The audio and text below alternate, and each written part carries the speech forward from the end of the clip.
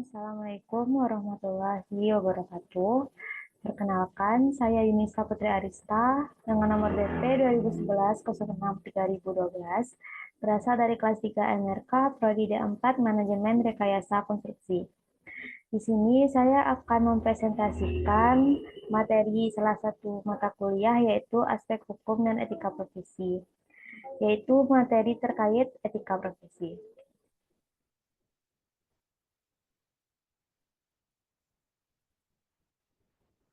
Apa itu etika dan etika profesi? Menurut KBBI, etika didefinisikan sebagai ilmu tentang apa yang baik dan apa yang buruk, dan tentang hak dan kewajiban moral, atau bisa disebut dengan akhlak. Etika berarti suatu kebenaran dari tindakan atau perilaku manusia terkait kodrat yang memang melekat pada diri manusia sendiri. Menurut Sumaryono, kata etik atau etika berasal dari kata ethos yang berasal dari bahasa Yunani yang berarti karakter, watak, kesusilaan, atau adat. Atau etika juga akan berkaitan dengan konsep yang dimiliki oleh individu ataupun kelompok untuk menilai apakah tindakan-tindakan yang telah dikerjakan itu salah atau benar, buruk ataupun baik. Etika juga bisa disebut sebagai batasan maupun standar yang mengatur pergaulan manusia yang dikaitkan dengan seni pergaulan manusia di dalam kelompok sosialnya berdasarkan prinsip-prinsip moral yang ada dan pada saat yang dibutuhkan akan bisa difungsikan sebagai alat untuk menghakimi segala macam tindakan yang secara logika rasional umum atau common sense yang dinilai menyimpang dari kode etik. Jadi dapat disimpulkan, etika adalah aturan perilaku, adat kebiasaan manusia dalam pergaulan antara sesamanya, dan menegaskan mana yang benar dan mana yang buruk. Hal yang mendasari tumbuh kembangnya etika yaitu pedoman pergaulan, dimaksud tidak lain untuk menjaga kepentingan masing-masing yang terlibat agar mereka saling tenang, tentram, terlindung, tanpa merugikan kepentingannya, serta terjamin agar perbuatannya yang tengah dijalankan sesuai dengan adat kebiasaan yang berlaku dan tidak bertentangan dengan hak-hak asasi sebelumnya.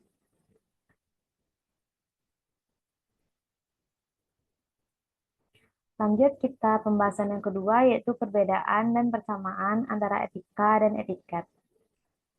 Kita masuk pada perbedaan. Di sini tertera perbedaan antara etiket dan etika. Jadi dapat disimpulkan, etiket berasal dari kata Inggris etik dan Perancis etiquette yang artinya sopan santun. Menyangkut cara melakukan sesuatu kepada orang lain, berlaku hanya kalau ada saksi di sekitar, bersifat relatif, dan memandang manusia dari lahirnya saja. Sedangkan etika berasal dari kata Yunani, ethos, artinya adat, tata akhlak, watak, sikap, cara berpikir, lebih mengarah ke moral. Menyangkut apakah sesuatu perbuatan boleh atau tidak boleh dilakukan, berlaku kapan saja walaupun tidak ada saksi, bersifat absolut, dan memandang manusia dari lahir dan batin. Persamaan antara etika dan etiket yaitu etika dan etiket menyangkut perilaku manusia. Istilah tersebut dipakai mengenai manusia, tidak mengenai binatang, karena binatang tidak mengenai etika maupun etiket. Kedua-duanya mengatur perilaku manusia secara normatif, artinya memberi norma bagi perilaku manusia dan dengan demikian menyatakan apa yang harus dilakukan dan apa yang tidak boleh dilakukan. Prinsip etika ada 6. Yang pertama ada prinsip keindahan. Etika manusia berkaitan dengan nilai-nilai keindahan. Yang kedua, prinsip persamaan. Hakikat manusia menghendaki adanya persamaan antara manusia satu dengan yang lain. Prinsip yang ketiga yaitu prinsip kebaikan, segala sesuatu yang menimbulkan pujian. Manusia, kebaikan ketahanan sosial, ilmu pengetahuan, agama, dan lain-lain. Yang keempat ada prinsip keadilan. Adanya kemauan yang tetap dan kekal untuk memberikan kepada setiap orang apa yang semestinya. Yang kelima, prinsip kebebasan, menginginkan keleluasaan bertindak berdasarkan pilihan. Yang terakhir, prinsip kebenaran. Segala sesuatu harus dapat dibuktikan Baik, kita lanjut pada pembahasan yang ketiga, yaitu pentingnya belajar etika profesi. Ada 4 fungsi etika. Yang pertama, diperlukan untuk mengambil sikap yang wajar dalam suasana perbedaan. Yang kedua, perbedaan dalam suku, budaya, agama, dan lain-lain. Yang ketiga, modernisasi membawa perubahan yang berbeda. Dan ideologi yang menawarkan diri sebagai penuntun kehidupan. Ada istilah relativisme etis. Kalau etika merupakan ilmu yang membahas pola-pola aturan tentang nilai-nilai kesusilaan, maka tindakan melakukan aturan etika disebut tindakan etik. Sedangkan sifat tindakan tentang pelaksanaan disebut bersifat etis. Terdapat 4 unsur pokok dalam etika. Yang pertama, nilai. Yang kedua, norma. Tiga, situasi. Dan keempat, objek. Norma kaidah adalah suatu nilai yang mengatur dan memberikan pedoman atau patokan tertentu bagi setiap individu atau masyarakat untuk bersikap dan berperilaku sesuai dengan peraturan yang telah disepakati bersama. Norma kaidah adalah suatu nilai yang mengatur dan memberikan pedoman atau patokan tertentu bagi setiap individu atau masyarakat untuk bersikap dan berperilaku sesuai dengan peraturan yang telah disepakati bersama.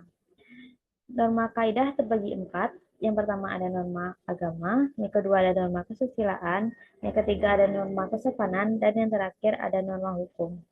Dalam menentukan baik dan buruknya perilaku manusia. Yang pertama ada etika deskriptif. Etika yang berusaha meneropong secara kritis dan rasional sikap dan perilaku manusia dan apa yang dikejar oleh manusia dalam hidup ini sebagai sesuatu yang bernilai. Etika deskriptif memberikan fakta sebagai dasar untuk mengambil keputusan tentang perilaku atau sikap yang mau diambil. Contohnya yaitu pandangan dan perilaku kehidupan moral. Ada negara yang melegalkan aborsi, melegalkan prostitusi, perjudian, dan tindakan atau kegiatan lainnya yang dianggap tidak bermoral oleh orang lain menjadi sesuatu hal yang moral dalam kehidupan sehari-harinya. Akibatnya masyarakatnya cenderung menjadi permisif. Yang kedua ada etika normatif, yaitu etika yang berusaha menetapkan berbagai sikap dan pola perilaku ideal yang seharusnya dimiliki oleh manusia dalam hidup ini sebagai sesuatu yang bernilai. Etika normatif memberi penilaian sekaligus memberi norma sebagai dasar dan kerangka tindakan yang akan diputuskan. Contohnya yaitu mana yang baik, mana yang buruk, mana yang boleh dilakukan, mana yang tidak boleh dilakukan. Seorang ulama besar atau seorang pemimpin, seorang tokoh masyarakat, secara normatif harus mempunyai sifat jujur, adil, bijak, dan lain-lain.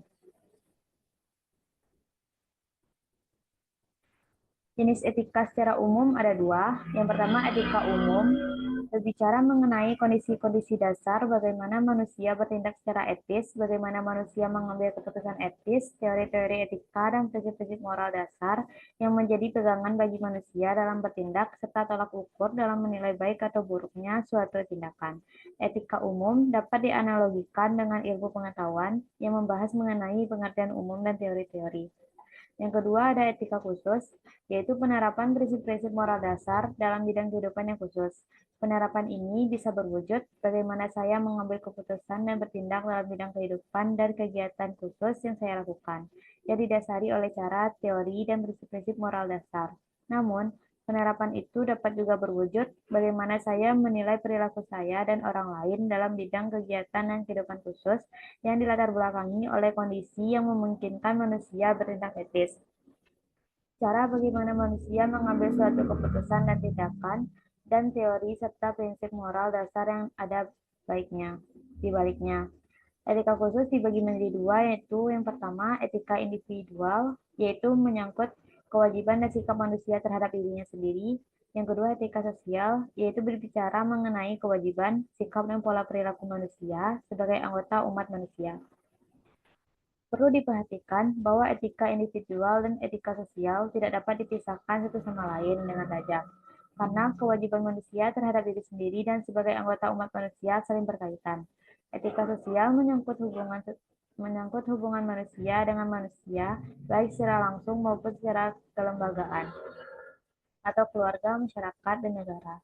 Sikap kritis terhadap pandangan-pandangan dunia dan ideologi-ideologi maupun tanggung jawab umat manusia terhadap lingkungan hidup.